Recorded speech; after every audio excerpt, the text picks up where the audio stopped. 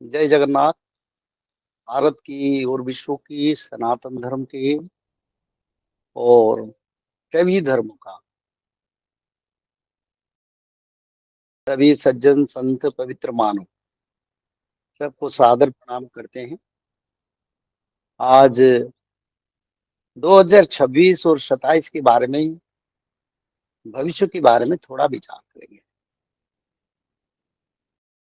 क्योंकि हम देखते हैं भविष्य मालिका को लेकर कई प्रकार का विचार देखते हैं जो मानव सभ्यता के ठीक नहीं है। कई कई विचार करते हैं, जो वो विचार को थोड़ा हम विचार करेंगे, क्योंकि मानव का कल्याण के लिए जो शास्त्र का रचना हुआ, ये शास्त्र की ऐसे पवित्रता है, ये केवल मानव उद्धार नहीं, मनुष्य को सत्ययुग को लेके जाएगा। इसके साथ साथ मानव को परमार्थ मिलेगा, और इसके साथ साथ 1000 वर्षीय जो सत्ययुग आ रहा है, इस युग में मानव लोग 1000 वर्ष तक बचेंगे। तो इसीलिए भविष्य मालिका के ऊपर विचार होता है, उस विचार को हम खंडन करते हैं। और इसमें कोई विचार नहीं जो मानव के लिए हानिकारक है। इसमें सिर्फ विचार है मानव का रक्षा, मानव का उद्धार, एक स्वतंत्र चेतावनी यानी वार्निंग के माध्यम से मानव सभ्यता में परिवर्तन लाने के लिए ये भविष्य शास्त्र रचना हुआ था। इसमें भयभीत का विचारधारा कुछ भी नहीं है। आज सारा मानव सभ्यता के लिए एक अच्छा समय भी आ रहा है, और जो लोग गलत कार्य करते हैं, जो लोग संसार के जीव जगत, मानव जगत, वेद विरोधी, शास्त्र विरोधी, उन लोगों के लिए आपदा है। सभी लोगों के लिए कोई समस्या नहीं है। तो इसीलिए हम 2026-27 का विचार करेंगे। 2026 में अरब कंट्री में और एक स्थान पर वार हो सकता है। वो स्थान मुसलमान धर्म के सबसे बड़ा पवित्र धर्म स्थल, ये धर्म क्षेत्र है। 26-27 में उस क्षेत्र में आगे वार होने की संभावना है। 2026 में 13 मुसलमान कंट्री या 57 मुसलमान कंट्री, जो पहले 13 थे और स्प्लिट होके छोटे छोटे देश बने हैं, उसमें यूनिफिकेशन होगा। ईरान अमेरिका का वार आगे दोबारा होने की भी संभावना है। तो इसीलिए सारा विश्व की जो वार सिचुएशन है, वो सिचुएशन में कोई विराम नहीं लगेगा। वो सिचुएशन आगे विश्व की हर देश को फैलेगा। तो इसीलिए ये शास्त्र में लिखा था। और जब ये युद्ध होगा, तब श्री जगन्नाथ क्षेत्र उड़ीसा में भी 22 सीढ़ियां तक समुद्र आने के लिए शास्त्र में लिखा है। 22 पाछे मीन खेलुथिब सिंहासନରେ वरुण मक्का मदीनारे घोर युद्ध है। मक्का और मदीना के बारे में शास्त्र में लिखा है। जब जगन्नाथ क्षेत्र में 22 सीढ़ियां तक समुद्र भी उस समय आएगा, और उसी समय पवित्र धर्म क्षेत्र मक्का मदीना पर भी दो गुटों में, मुस्लिम और क्रिश्चियनों के बीच में वार हो सकता है। और आगे जो समय है वो समय उसी ओर की ओर जाएगा। दूसरा, ईरान अमेरिका का युद्ध आगे दोबारा होके फिर बंद हो सकता है, ये भी संभावना। अगर मक्का मदीना में वार नहीं हुआ तब अमेरिका ईरान का वार भी हो सकता है। तो इसीलिए विश्व में युद्ध का सिचुएशन, वार का जो सिचुएशन वो बढ़ेगा, कम नहीं होगा।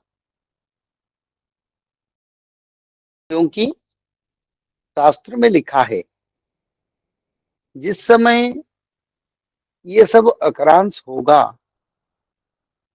उसी समय उसका प्री फोरकास्ट यानी उसके बारे में जो कैलकुलेशन कोई नहीं जान पाएंगे।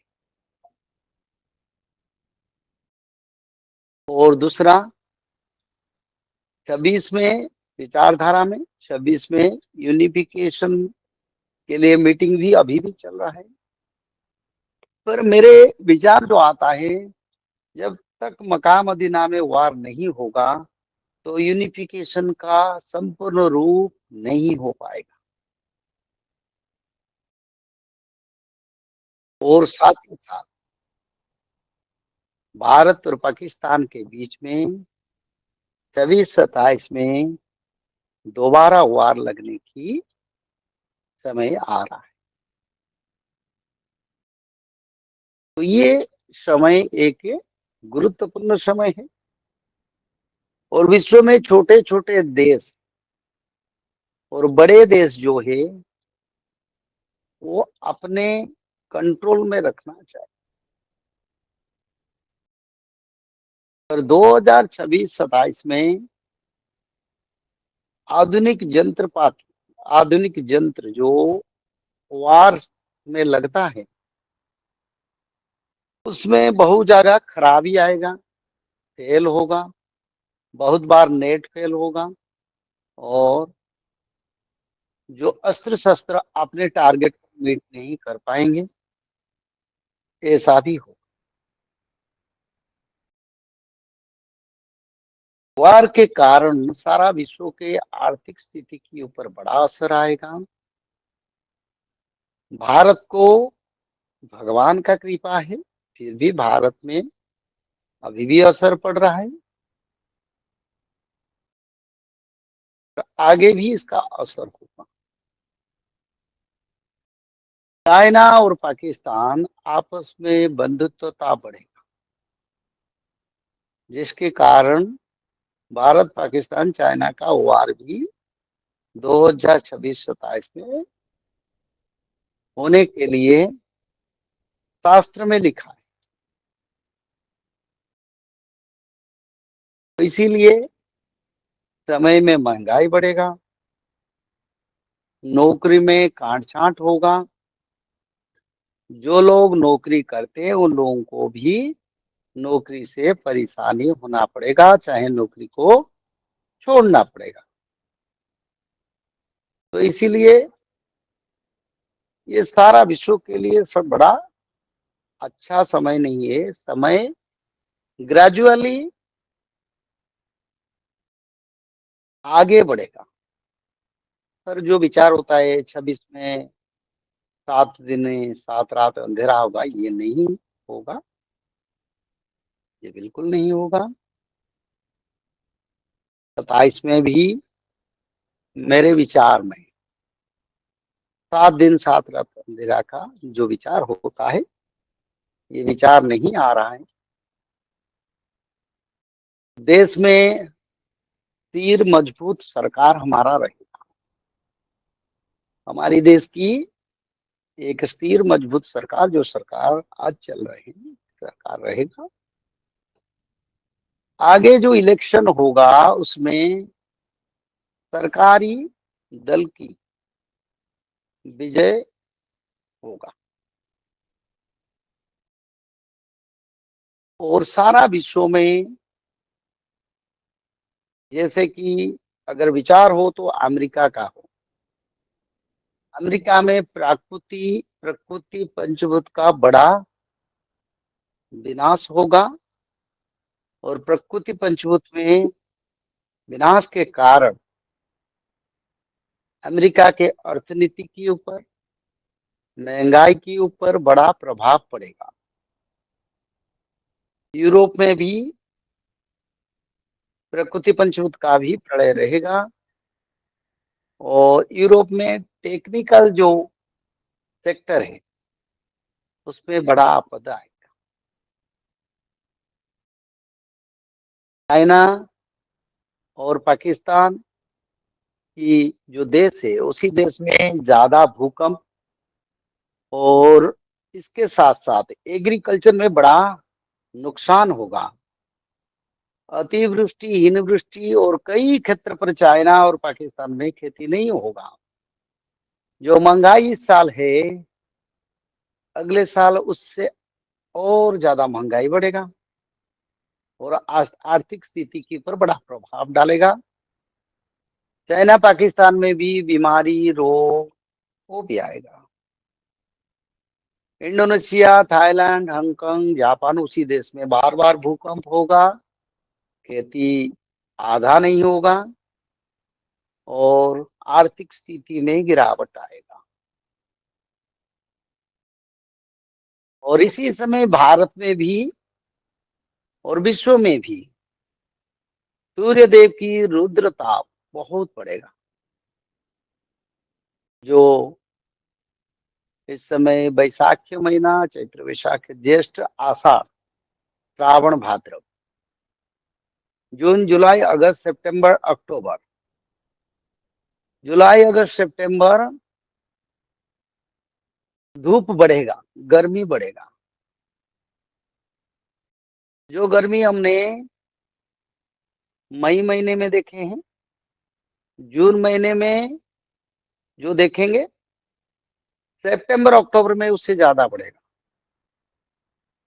सारा विश्व में तापमात्रा बढ़ेगा और बड़े बड़े साइक्लोन, काल वैशाखी, जो गर्मी के मौसम में जो तूफान होता है, हर देश में विश्व में होगा। हमारी देश में भी उसका प्रभाव हर राज्य में हम देखेंगे।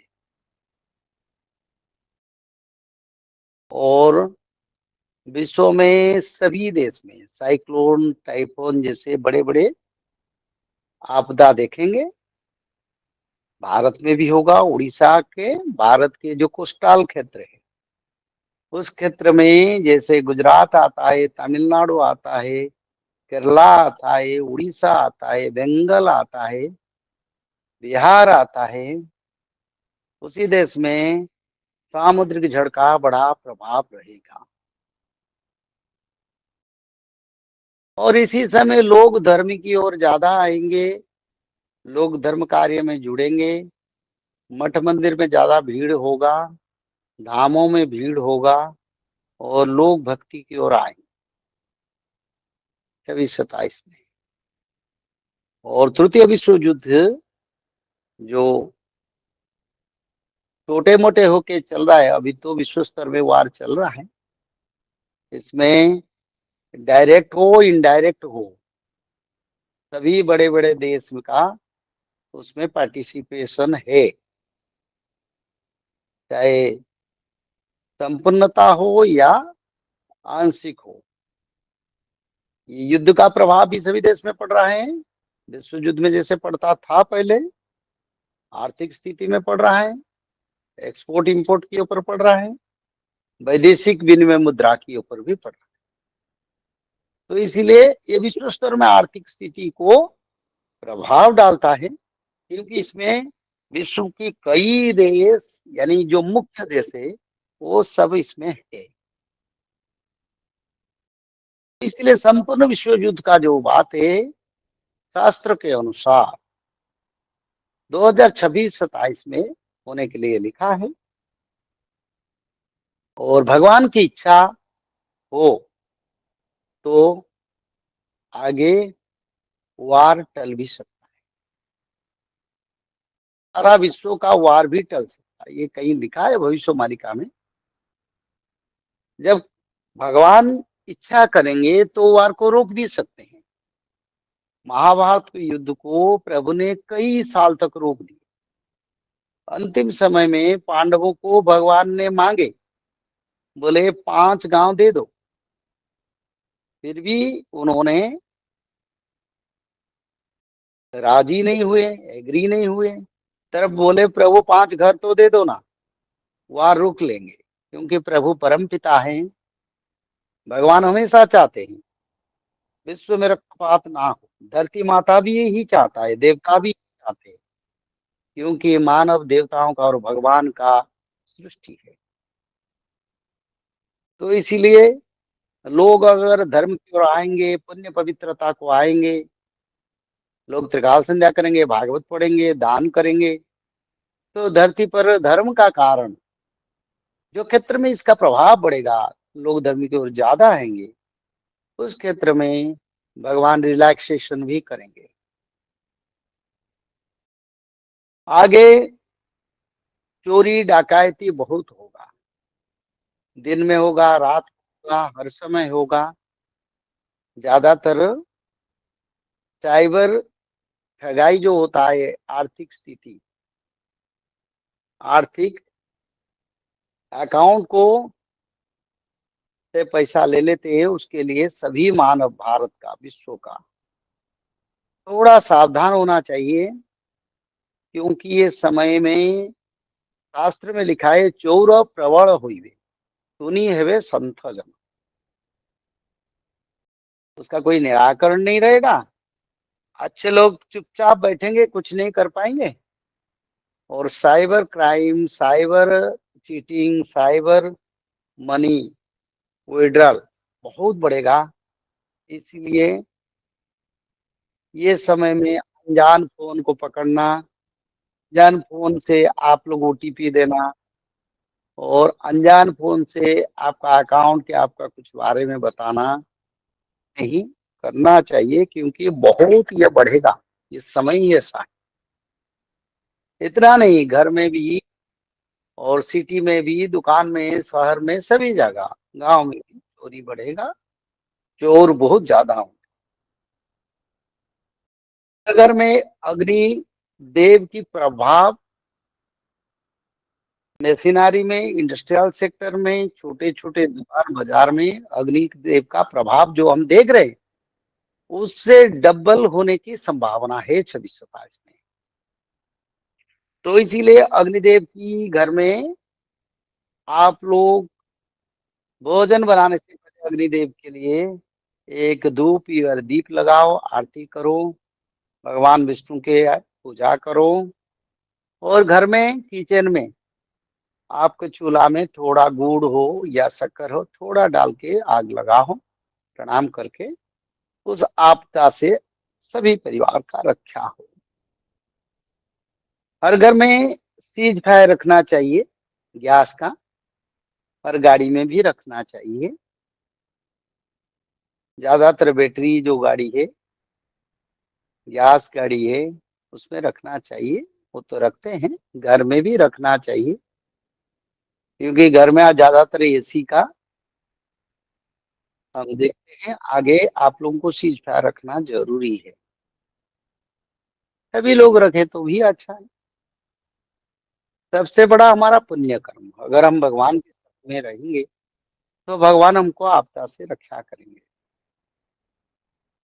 और सारा विश्व में भूकंप बढ़ेगा, अग्नि प्रलय बढ़ेगा, जंगलों में आग लगेगा, बड़े बड़े इंडस्ट्री में आग लगेगा, अस्त्रागार में है तो मिलिट्री वेपन से उसी जगह पर आग लगेगा। और भारत में भी ऐसा होगा। विश्व में भूकंप बढ़ेगा ज्यादातर China, Pakistan, Indonesia, Thailand, Hong Kong, Europe और ज्यादातर अमेरिका, मिड ईस्ट, उसी देश में भूकंप का प्रभाव और जल प्रलय, अग्नि प्रलय का प्रभाव पड़ेगा। भारी बारिश होगा भारत में भी, ज्यादातर उत्तराखंड, बिहार, उड़ीसा, बंगाल, ज्यादा बारिश। उसमें गुजरात भी आता है, केरला भी आता है। यानी 1-2 दिन बारिश होगा, फिर सूखा पड़ेगा, खेती नष्ट करेगा, फिर खेती बनाएंगे, फिर नष्ट करेंगे, ऐसे भी होगा। तो इसीलिए अग्नि प्रलय, जल प्रलय, भूकंप भारत में भी होगा, विदेशों में होगा, पर ज्यादा चाइना, पाकिस्तान, मिड ईस्ट और अमेरिका के, यूरोप में ये से होगा। और इंडोनेशिया, थाईलैंड, हांगकांग, जापान में जितना भूकंप पिछले साल हुआ था उससे बड़ा भूकंप होगा 26-27 में, जो विनाशकारी भी हो सकता है। तो इसीलिए इस साल करीब करीब 8 महीने गर्मी का मौसम रहेगा, 4 महीने राहत का समय रहेगा। और सर्दी के मौसम में भी 26-27, 26 का रिकॉर्ड 27 तोड़ेगा, गर्मी में तोड़ेगा, बारिश में तोड़ेगा। विनाशकारी बारिश का मैं कहता हूं, सुवृष्टि नहीं होगा। तो ये समय परिवर्तन की ओर जा रहा है, दुनिया में परिवर्तन होगा। जिसका पास धर्म हो उसका उन्नति होगा, वो आगे बढ़ेंगे। जिसका पास धर्म नहीं है, वो लोग अगर धर्म बनाएंगे वो भी बढ़ेंगे। अगर लोग धर्म को त्याग करेंगे तो उनके लिए अच्छा नहीं, जैसे कि इस समय चल रहा है। तो इसीलिए भारत में भी जीव हत्या होता है, गौ हत्या होता है, अलग देश में, विश्व में भी होता है। पर भारत में धर्म का प्रभाव भी ज्यादा है, इस कारण भारत राहत की ओर चल रहा है। और जो बीमारी भी कई प्रकार का इस समय आएगा, जैसे African country, Thailand, Indonesia, Japan, China, Pakistan, mid east, Europe, America में बीमारी का प्रभाव बढ़ेगा। पर भारत में बाद में होगा, पहले उसी देश में ज्यादा बढ़ेगा जो देश का नाम मैं लिया, उसका बाद भारत में आएगा। वो बीमारी में भी रसिया आएगा, और कई प्रकार का नया बीमारी भी हम देखेंगे। तो इसीलिए समय, युग परिवर्तन का समय चल रहा है। एक कलयुग की संवत्सर से हम सत्ययुग की संवत्सर की ओर जा रहे हैं। इस समय पुरुषोत्तम संवत्सर चल रहा है, श्री जगन्नाथ जी पुरुषोत्तम है, उनकी संवत्सर चल रहा है। अब विष्णु, महाविष्णु के संवत्सर चल रहा है। और देवी माता इस समय सभी एक्टिव हो चुके हैं। तो इसीलिए ट्रेन, बस, फ्लाइट या मोटरसाइकिल या कार, किसी में भी आप यात्रा करते हैं, तो आप लोगों को मेरा निवेदन है, आप माधव नाम को भज के चले, बड़े से बड़े आपत टल जाएगा। और जो आज रोड में हम देखते हैं हर दिन एक्सीडेंट, ट्रेन में आग लगना, ट्रेन एक्सीडेंट होना, पर फ्लाइट में राहत है अभी, कार में। उसी समय अगर आप लोग अगर माधव नाम भजन करेंगे तो उद्धार हो सकते हैं। त्रिकाल संध्या जिसको जानकारी है, वो लोगों को भी भगवान रक्षा करेंगे। क्योंकि कलयुग से सत्युग जाने के लिए एक ही परंपरा है, त्रिकाल संध्या। जो मानव इस त्रिकाल संध्या को करेंगे, वो मानव का रक्षा भगवान विष्णु करेंगे। और इस समय बहुत जो फ्यूचर फोरकास्ट होता है वो गलत साबित होगा 2026-27 में। ग्रह नक्षत्रों का स्थिति इस समय विचलित है। ग्रह नक्षत्र कहाँ बैठेंगे, कहाँ रहेंगे, कहाँ संसार के कल्याण करेंगे, शायद भगवान की इच्छा से वो चल रहे हैं। तो इसलिए इस समय कैलकुलेशन जो होता है, वो कैलकुलेशन के ऊपर प्रभाव पड़ेगा। सतयुग में ज्योतिष शास्त्र और वेदों का बड़ा महत्व रहेगा। सत्ययुग में हर दिन ज्योतिष शास्त्र को लोग अध्ययन करेंगे, उसी हिसाब से चलेंगे। पर जब इंटरवल समय होता है, युग परिवर्तन का समय होता है, जो ग्रह स्थिति के अनुसार संपूर्ण फल नहीं मिलता है।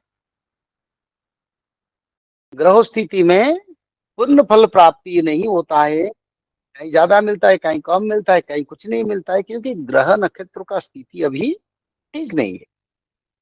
पर हमारी देश में और विश्व में ज्योतिष शास्त्र का बड़ा प्रभाव सत्ययुग में रहेगा। ज्योतिष शास्त्र हमारी शास्त्रों का ज्ञान है, धारा है। तो इसीलिए आगे ज्योतिष शास्त्र का बड़ा डिमांड भी रहेगा, क्योंकि जो आज हम अपने विचार से करते हैं वो ज्योतिष शास्त्र में लिखा है। अच्युतानंद ने जो भविष्य मालिका शास्त्र लिखे हैं वो बड़ा ज्योतिर्विद भी थे, वो भविष्य भी थे, ब्रह्मज्ञानी भी थे, भगवान की सखा भी थे। वो सारे भविष्य मालिका में शास्त्र ग्रह नक्षत्रों की स्थिति के अनुसार लिखा गया है। और कहीं कहीं भी जगन्नाथ क्षेत्र को संकेत में दिया गया, कहीं कहीं विश्व में भारत में शासक शासित और भारत में राजनीतिक स्थिति को लेके भी उन्होंने फ्यूचर फोरकास्टिंग किए हैं। तो इसीलिए हमारी देश में लोग आगे जप तप कर्म पूजा विधि धर्म न्याय भागवत शास्त्र पठन संस्कार स्वाहा स्वधा अग्निहोत्र यज्ञ ये सब चलेगा, क्योंकि पितरों को पिंडदान देना शायद दुनिया में बड़ा स्थिति में नहीं है। पर मैं इतना कहूं, आप लोग 26-27 से आज दिन से साल में 2 बार कम से कम पिंडदान करें। आश्विन कृष्ण पक्ष महालय पक्ष में और पितृलों का श्राद्ध दिवस में कम से कम पिंडदान करें। इस समय पितृलों का कृपा भी चाहिए और भगवान विष्णु का कृपा चाहिए, क्योंकि देवता लोग भी इस समय बलहीन हुए हैं। प्रकृति पंचभूत भी अपने हिसाब से नहीं है, सब नियंत्रण से बाहर है। इस समय केवल भगवान विष्णु ही हमको उद्धार कर सकते हैं और पितृ लोग भी हमको उद्धार कर सकते हैं। पितृ लोग तो कृपा करेंगे, देने वाले भगवान विष्णु हैं। तो इसलिए हमारी सब लोग की घर में जो लोग धर्म को मानते हैं पिंडदान करें। ज्योतिष शास्त्र में सही डेट में निर्णय करके उसी डेट में पिंडदान करें, पर्टिकुलर समय पर करें जिस समय पर पितृलोक संतुष्टि होंगे।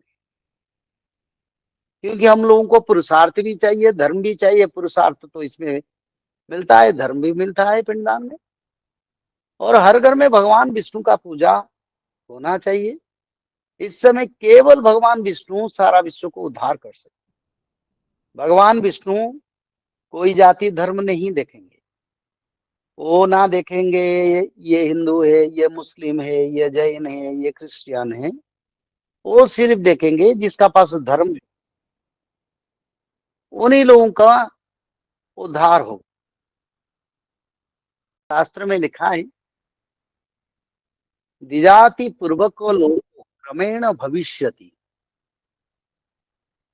ततो कालांतरे यस्मिन् पुनर्लोक विवृद्ध है। यानी भगवान कल की भगवान विष्णु सारा विश्व में सभी मानव को एक परिवार बनाएंगे।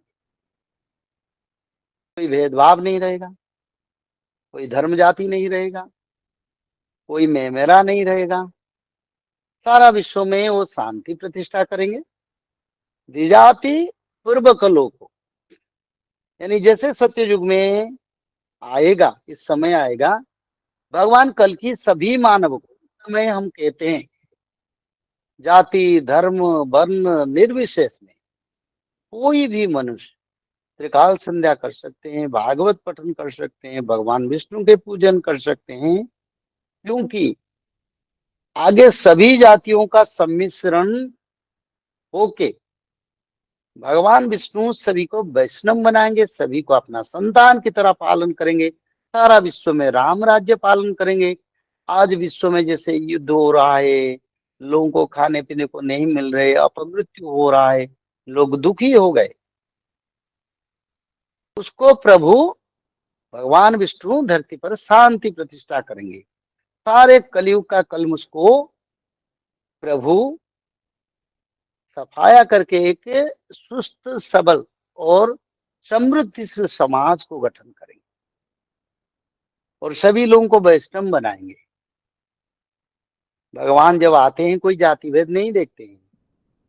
जगन्नाथ क्षेत्र में जाति भेद कुछ भी नहीं है। जगन्नाथ महाप्रभु के रथ सभी जाति सभी धर्म विश्व की आचांडाल विप्र ब्राह्मण जो भी धर्म परंपरा विश्व में सभी जगन्नाथ जी के रथ को खींचते हैं। इसीलिए आषाढ़ शुक्ल द्वितीया में हर साल जगन्नाथ महाप्रभु रथ यात्रा करते हैं और रथ यात्रा करके सारा धर्म को रिपेंट करके सारा दुनिया को मानव का उद्धार करते हैं। तो इसीलिए 2032-34 में अगर सत्ययुग आएगा तो भारत की सभी धर्म वर्ण मिलके इस समय हमको मानव सभ्यता का कल्याण के लिए काम करना पड़ेगा। कर्म अनुसार सबको फल मिलेगा। हाँ, अगर इस समय हम धर्म को आएंगे तो धर्म के कारण हमको भगवान भी उद्धार करेंगे और हमारी आगे भविष्य को भी सुखमय करेंगे। तो इसी समय सारा भारत में विश्व में जो विनाशकारी समय को मनुष्य खुद बुला रहा है, अगर 2032-34 में सत्ययुग आएगा तब इसका क्या जरूरी। कर्म के अनुसार तो सबको फल मिलेगा।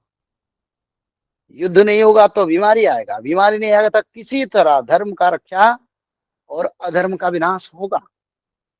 ये स्पष्ट है, उसमें कोई परिवर्तन नहीं होगा।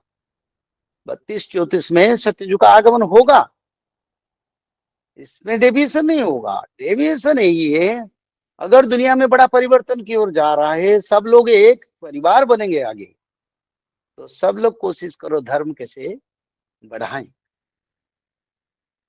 आपस में लड़ाई जरूरी नहीं।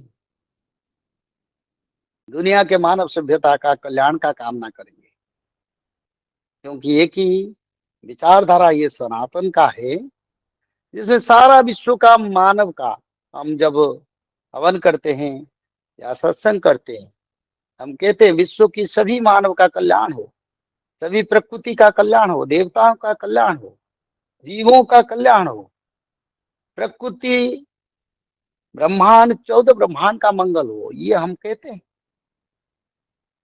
तो इसीलिए समय को धर्म में कन्वर्सन करो, आपस में भेदभाव भूल के सब मनुष्य, ये समय बिल्कुल आने वाला है, धर्म की ओर आना चाहिए, क्योंकि विचार तो ऊपर से होगा, हमारी विचार में कोई हम नहीं कर पाएंगे।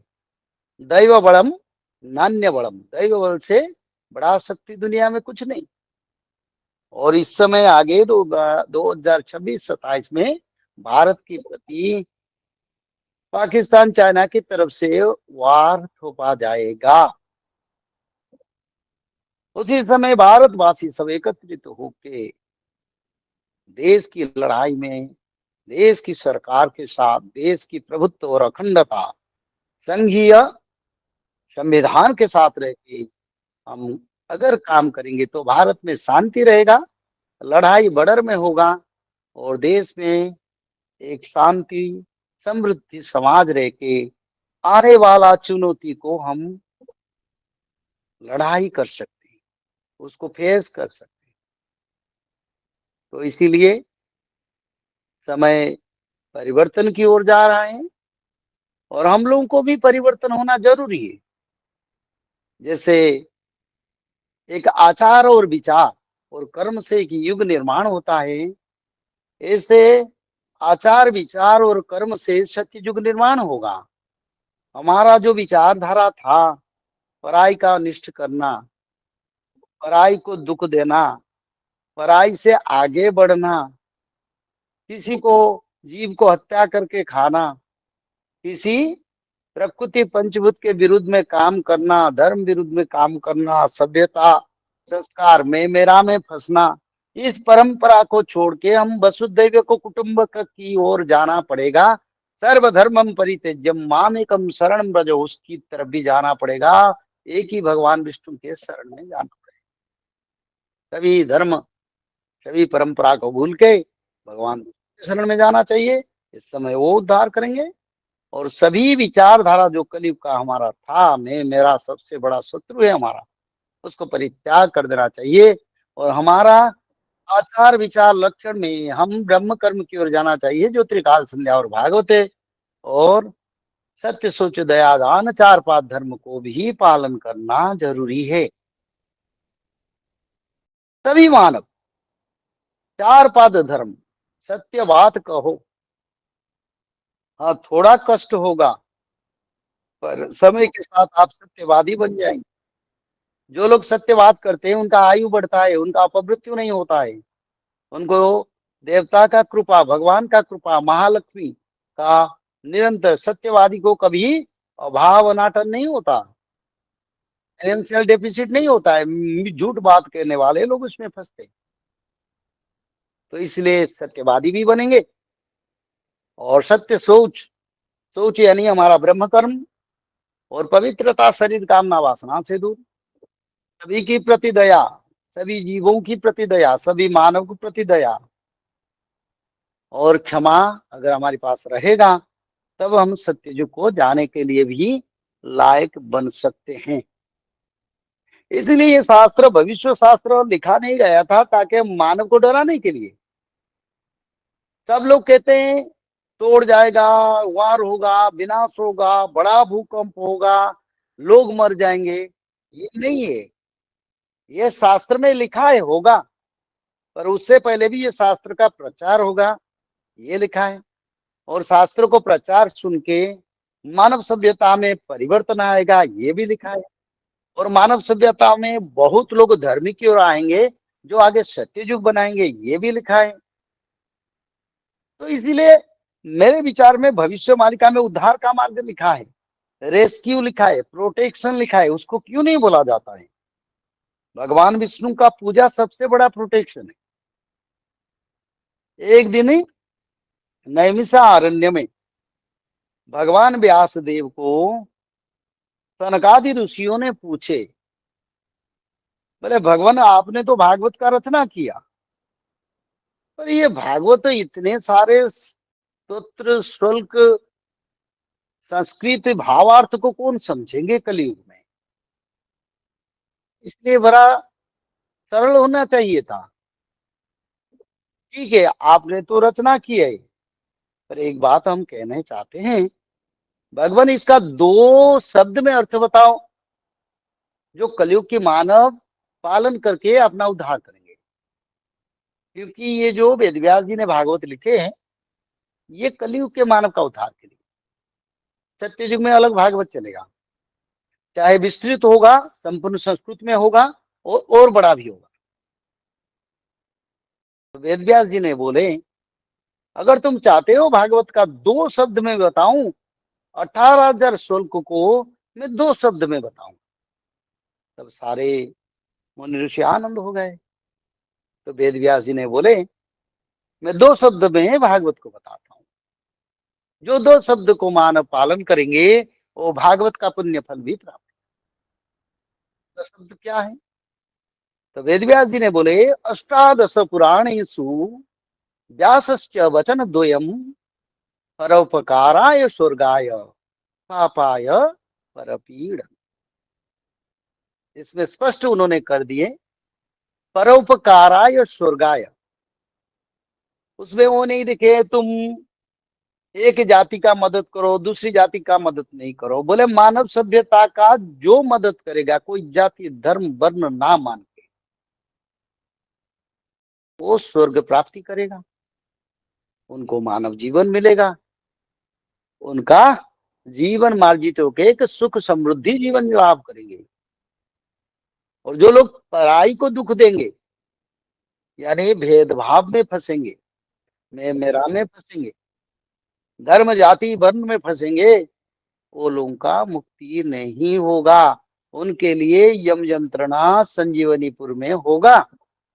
तो इसीलिए दो शब्द, पराई का उपकार करें, पराई का दुख ना दें, तब ये मानव जीवन सार्थक हो जाएगा। तो इसीलिए ये समय अगर सत्ययुग की ओर जा रहा है, मेरे विचारधारा भी सर्वे भवन्तु सुखिनः, सर्वे सन्तु निरामया, सर्वे भद्राणि पश्यन्तु माँ कश्चित् दुःख भाग् भवेत्। अगर सभी लोग सुखी में रहेंगे और सब लोग एक विचार में रहेंगे, दुख कहाँ आएगा? ना दुख चाहिए, ना सुख चाहिए, बस एक ही कर्म करो, संसार में मैं मेरा से दूर होके सारा संसार का कल्याण कामना करो, तो तुम्हारा दुनिया में, संसार का, दुनिया का, ब्रह्मांड का, देश का, सबका मंगल। अभी समय था, ये विश्व एक देश जैसे चलते थे। जब राजा युधिष्ठिर 7 महादेश का राजा थे, उसी समय रसिया भी, अमेरिका, सारा विश्व की 7 महादेश सब युधिष्ठिर राजा के अधीन में थे, सब में राम राज्य चल रहा था। और ऐसे समय क्या आ रहा है, फिर भगवान के अधीन में सारा विश्व शासन होगा, सब राम राज्य बनेंगे। और ये समय बड़ा मूल्यवान है। ये शास्त्र को हमने करीब 40 साल से प्रचार कर, बहुत अनुध्यान किया, हर शास्त्र में पढ़ा। और भगवान एक तत्व कहते हैं, जो पराई का अमंगल करता है, अमंगल चिंतन करता है, सोचता है, उसमें पाप होता है। जाति धर्म वर्ण निर्विशेष में जो मेरे भक्ति में लीन हो जाता है, जो मुझको समर्पण कर जाता है, जो संसार को माया की तरह समझता है और मेरे को अपना समझ लेता है, मैं उनको अपना बना लेता। तो इसीलिए ये समय बहुत अच्छा समय है, अनुकूल समय है हम लोगों को परिवर्तन होने के लिए। ये समय है हम लोगों को लेके एक सहस्र वर्ष, 1000 वर्ष सत्ययुग को लेने के लिए। ये भविष्यवाणी का शास्त्र लिखा गया, इसमें नहीं लिखा गया जब मनुष्य जाति धर्म, स्वयं अच्युतानंद जी के हर साल जब उनकी शुक्ल एकादशी तिथि पर पूजा होता है, अच्युती खान नाम के एक मुस्लिम भक्त की घर से प्रसाद आता है, पहला प्रसाद उनकी घर को जाता है। तो इसीलिए कलयुग के कारण धर्म को बंटवारा कर दिया, मनुष्य में विभेद आ गया, कई धर्म बन गया, कई परंपरा बन गया, आपस में लोग बंटवारा में लग गए। कभी ये भारत सोने की चिड़िया का देश था, आज तो भारत में बड़ा परिवर्तन हो रहा है। हमारी सरकार की पदक्षेप, सरकार की मजबूती और सरकार की दृढ़ वैदेशिक नीति के कारण आज हमारी देश की सम्मान और इज्जत विश्व दरबार में प्रतिष्ठित है। और ये बिल्कुल प्रमाण कर रहा है, भारत एक प्रगति की ओर जा रहा है, भारत एक परिवर्तन की ओर जा रहा है और भारत में विश्व में एक सर्वश्रेष्ठ देश होने के लिए जा रहा है। इसका आभास हम लोगों को भी होता है, आप लोगों को भी होता है। क्यों? न धर्म विजय का कारण होता है, अधर्म विनाश का कारण होता है। जैसे जैसे हम धर्म बढ़ाएंगे हमारे देश में, हमारी देश और भी विश्व स्तर में, सारा विश्व हमारे देश को इज्जत करेंगे। भारत की नीति परंपरा, ऐसे तो समय आएगा जिस समय भारत की संविधान सारा विश्व में प्रचलित, भारत की शासन सारा विश्व मानेगा, वो समय भी आएगा। तो इसलिए 2026-27 के लिए आप धर्म की ओर आइए। भविष्य मालिका में कोई डरावनी तत्व नहीं है, एक चेतावनी, एक वार्निंग, एक आप लोगों को सिखाने के लिए, बदलाने के लिए, परिवर्तन की बात के साथ साथ परिवर्तन कैसे होंगे, किस धारा में जाएंगे, ये भविष्य शास्त्र में लिखा है। मेरे को लोगों ने पूछे वार क्यों नहीं होता, मैं बोला एक बार तो 2025 में वार हुआ, भविष्य मालिका में लिखा था वार होने के लिए, चाहे 6-7 दिन हो तो हुआ। और मैं क्या भगवान से प्रार्थना करूं प्रभु वार हो? वार में कितने लोग विधवा होंगे, कितने परिवार के बेटा बेटी मरेंगे, वार में जो विनाश होगा, कुछ लोगों को सुख मिलेगा तो 70% लोगों को दुख मिलेगा, सारा आर्थिक स्थिति तोड़ जाएगा, लोगों को भोजन नहीं मिलेगा, मेडिसिन नहीं मिलेगा, कुछ नहीं मिलेगा। तो इसलिए तो हम भगवान को हमेशा प्रार्थना करते हैं, प्रभु बिना युद्ध में धरती को परिवर्तन कर दो, बिना रक्तपात में भी धरती परिवर्तन कर दो और मानव सभ्यता का कल्याण हो। क्योंकि हम कहते हैं ना, प्रभु आप मंगलमय है, दुनिया का मंगल हो, और अमंगल तो हम कामना नहीं करेंगे।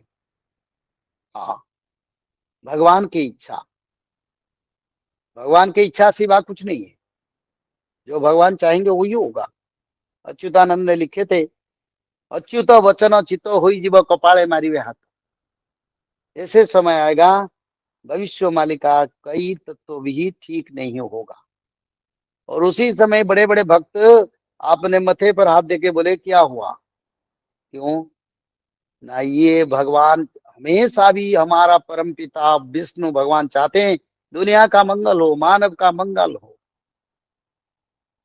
तो ये दुनिया बड़ा आनंद की ओर चल रहा है, बस धर्म कम है, धर्म बढ़ना चाहिए। पर लोग अगर धर्म की ओर परिवर्तन नहीं होंगे, धर्म में नहीं आएंगे, लोग सत्य सुच दया दान को पालन नहीं करेंगे, लोग त्रिकाल संध्या नहीं करेंगे, भागवत नहीं पढ़ेंगे, तो सारे भविष्यवाणिका की जो वाणी सत्यता होगा। क्योंकि एक ब्राह्मण के नाते हम कभी नहीं कहेंगे प्रभु आप विनाश करो, हाँ बिल्कुल यही कहेंगे दुनिया का मंगल हो, धर्म का रक्षा हो, गौ माता का रक्षा हो, जीवों का रक्षा हो, मानव का रक्षा हो।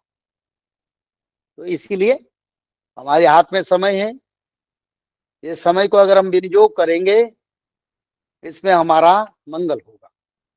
अगर विनियोग नहीं कर पाएंगे तो भविष्य मालिका के एक एक वाणी सत्यता की कसौटी पर उतरेगा, उसमें कोई संदेह नहीं। तो आगे इसे समय की ओर जा रहे हैं। सभी को धन्यवाद। हर घर में त्रिकाल संध्या, भागवत पठन, माधव नाम भजन हो, और आप लोग ट्रैवलिंग आना जाना के समय आप माधव नाम को भजन करें, ताकि आपको आपदा ना आए। तो सभी को धन्यवाद देते हैं।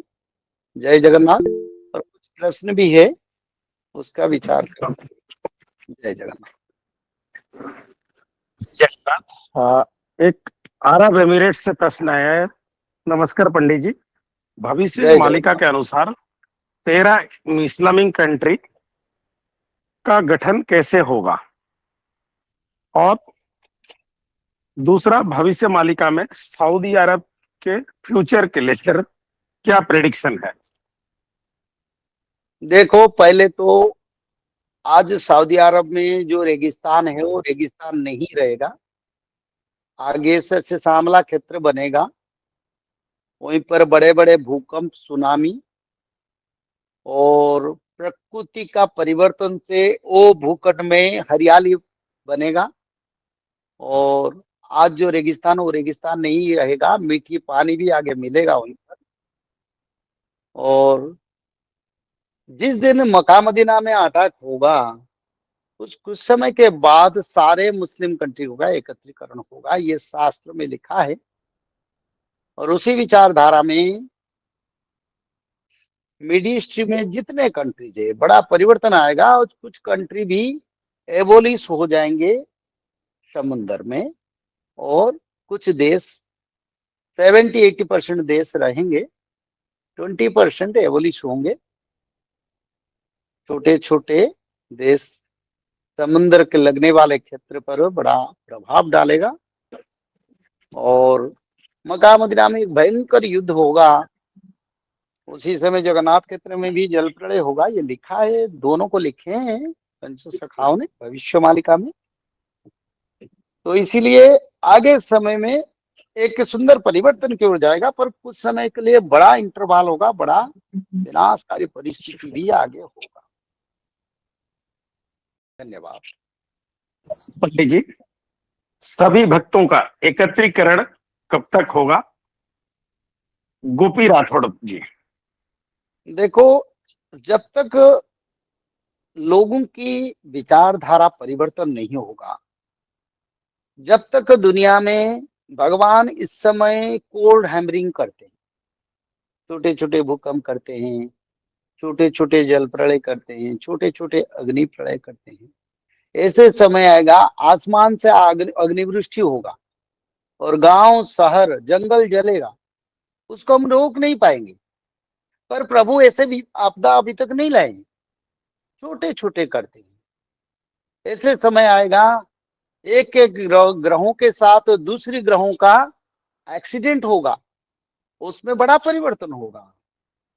ऐसे समय आएगा, हिमालय पर एवरेस्ट जो श्रृंग है, वो एवरेस्ट श्रृंग भी भूकंप में खंड खंड होगा। पर प्रभु जी अभी तक नहीं की है, तो इसीलिए थोड़ा सबको सुजोग देते हैं ताकि परिवर्तन हो।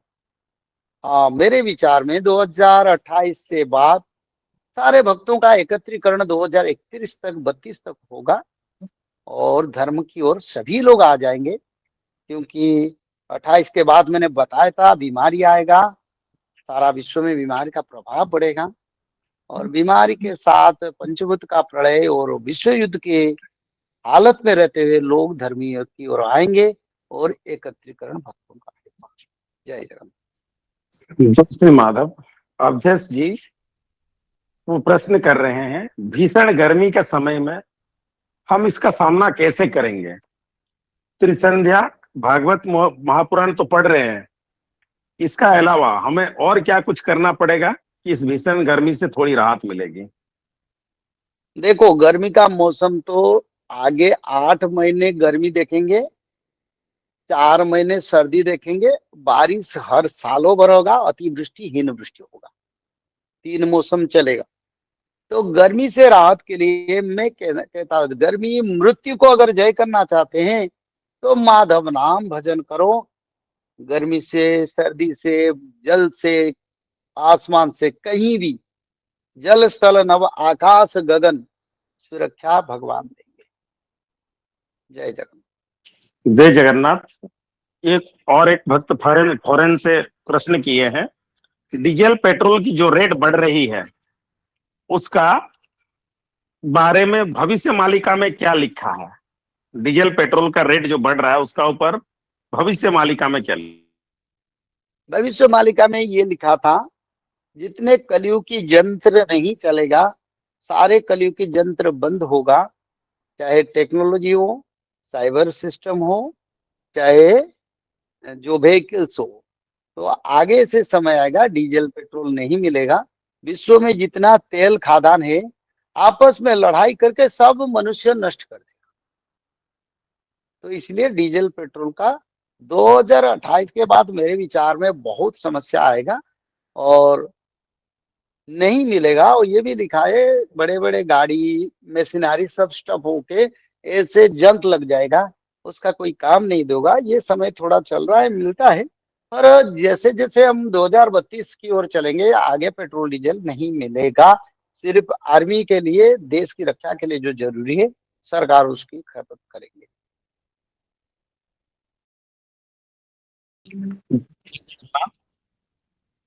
आपको कोटि कोटि प्रणाम गुरुजी।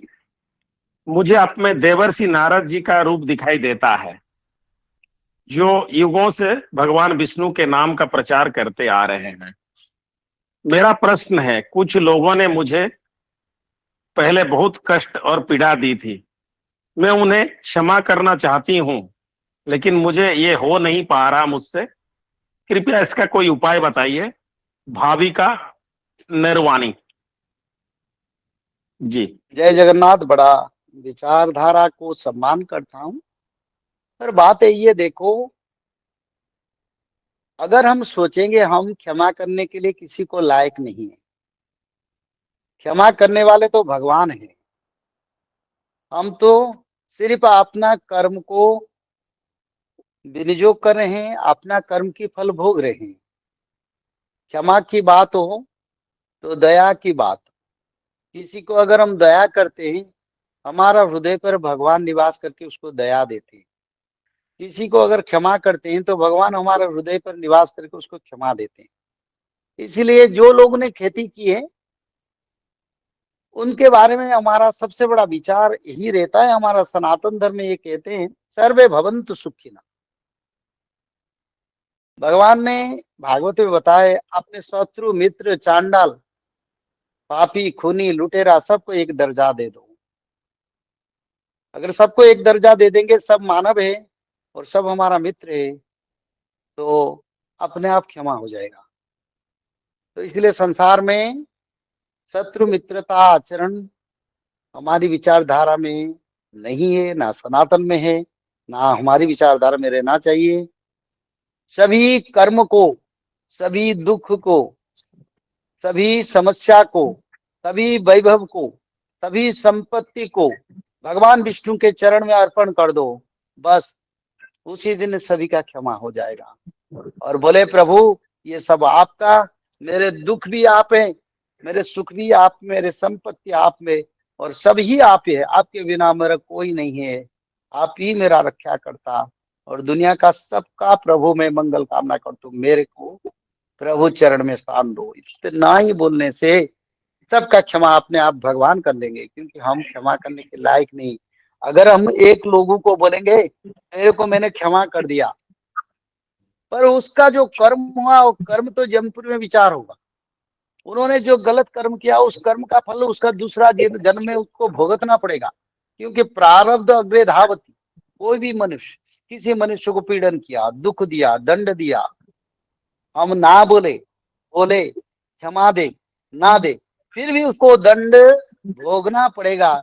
जैसे एक हवा उनके साथ सुगंध दुर्गंध को लेके चलता है, ये आत्मा जीवन भर करने वाला कर्म को लेके मृत्यु के बाद पंचभूत शरीर को त्याग करके उसी कर्म के साथ जाएगा, दूसरी शरीर में उस कर्म का प्रकाश होगा।